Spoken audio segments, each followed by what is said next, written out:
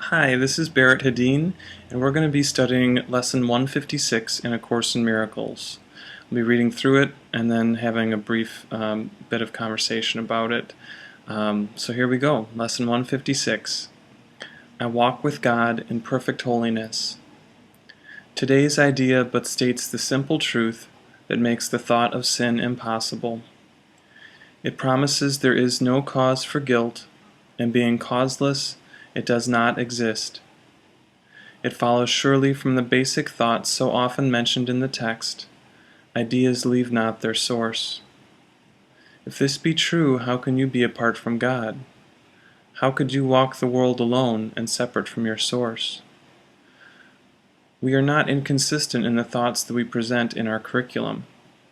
Truth must be true throughout, if it be true. It cannot contradict itself, nor be in parts uncertain and in others sure. You cannot walk the world apart from God, because you could not be without Him. He is what your life is. Where you are, He is. There is one life. That life you share with Him. Nothing can be apart from Him and live. Yet where He is, there must be holiness as well as life. No attribute of His remains unshared by everything that lives. What lives is holy as Himself, because what shares His life is part of holiness, and could no more be sinful than the sun could choose to be of ice, the sea elect to be apart from water, or the grass to grow with roots suspended in the air. There is a light in you which cannot die, whose presence is so holy that the world is sanctified because of you. All things that live bring gifts to you, and offer them in gratitude and gladness at your feet.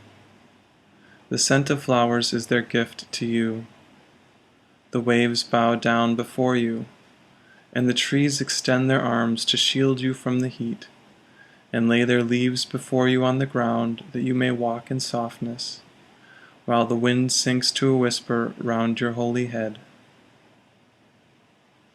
The light in you is what the universe longs to behold.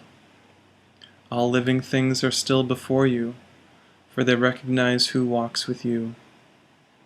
The light you carry is their own, and thus they see in you their holiness, saluting you as Savior and as God.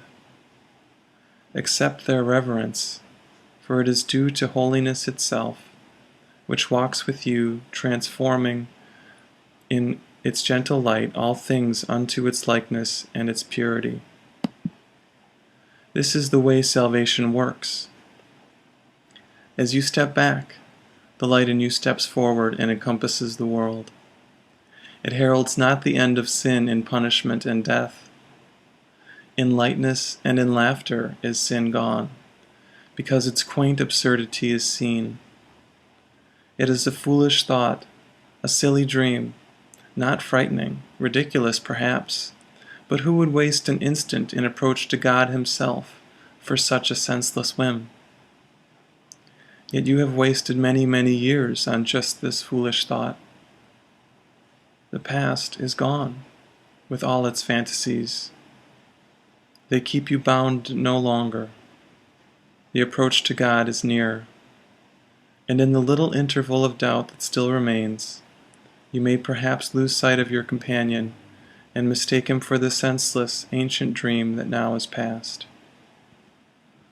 Who walks with me?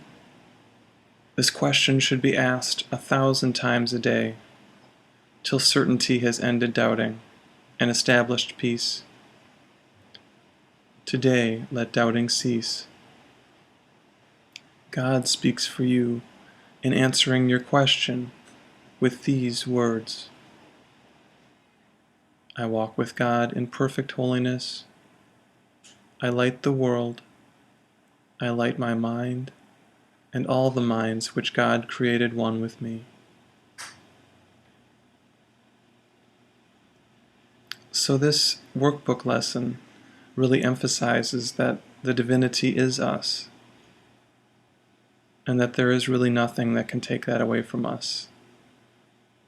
All we need to do is let go of the thoughts that seem to be in opposition to that divinity, and our experience of that oneness will return to us once again. Be well, be blessed on your journey. Thanks for joining us today.